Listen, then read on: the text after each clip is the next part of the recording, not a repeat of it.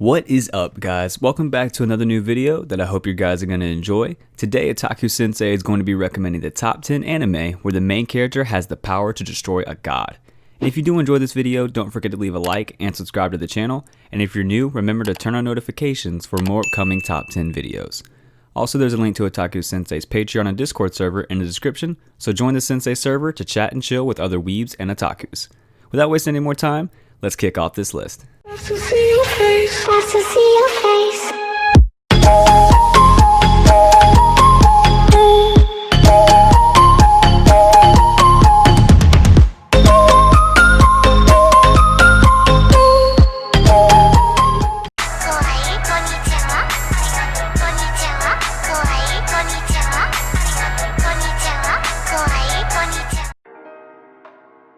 In 10th place is Campione. Goto Kusanagi, a former middle school baseball player who had to retire due to injury, is asked by his grandfather to return a stone tablet to a friend in Sardinia named Lucrezia Zora. After meeting the demonically manipulative sword mistress Erika Blendelli, he encounters the god of war, Vera Thragna. After killing the god, Goto becomes a Campione, or god slayer.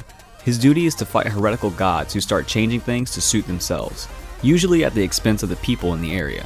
One of the problems associated with being a Campione is that his status keeps attracting attention and difficult girls. Erika, who strongly professes her love for him, usually creates awkward and misunderstood situations for him in particular. Every time he fights a god, he kisses one of the girls he has brought with him. In 9th place is Top Wo Nere 2, Die Buster.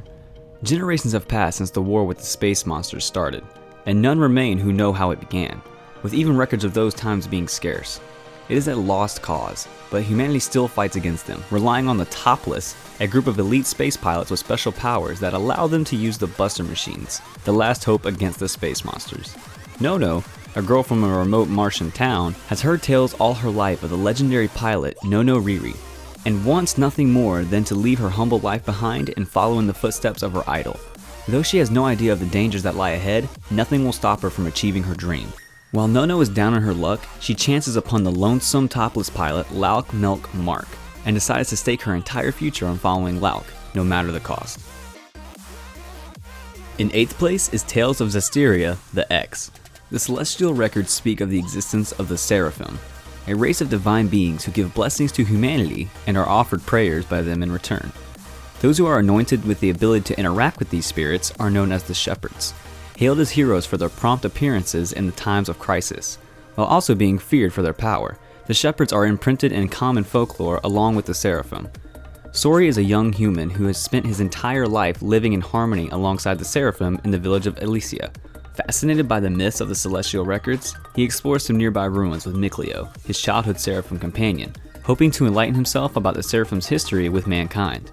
Unfortunately, they become trapped in the depths of the historical site during their investigation. While searching for an exit, they come across a mysterious girl who desperately seeks the help of a shepherd to save the world, which is on the brink of being consumed by darkness.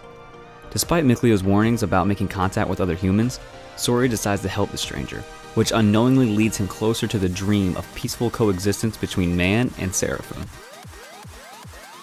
In 7th place is Luck and Logic. In the year LC 922, mankind faces an unprecedented crisis. Following the conclusion of a 100-year war on the mythical world of Tetraheaven, the losing Majin saw a safe haven and invaded the human world Septia. The government is forced to fight by employing logicalists belonging to the ALCA, a special police that protects the streets from foreigners of another world. Logicalists are given a special power that allows them to enter a trance with goddesses from another world.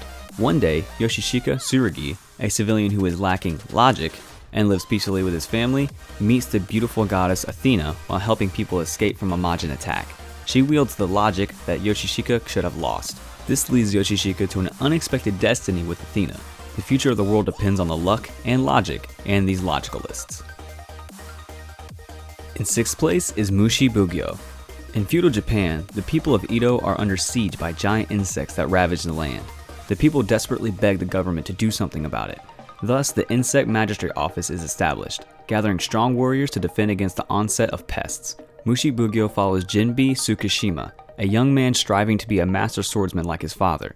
To atone for a horrific incident that occurred at his fault, Jinbi seeks to take his father's place as a member of the Insect Magistrate Office. On his journey there, he meets the lovely Haru, a young woman who helps manage her family's tea house and is forced to put his sword to good use in saving her from a grisly fate. This act of bravery that earns him a spot in the Insect Magistrate. Will this rookie exterminator be able to rid the land of the horde of insects swarming in? In 5th place is Death March. Ichiro Suzuki, a programmer nearing his 30s, is drowning in work. Worn out, he eventually has a chance to catch up on sleep, only to wake up and discover himself in a fantasy RPG world, which is matched together from games he was debugging in reality.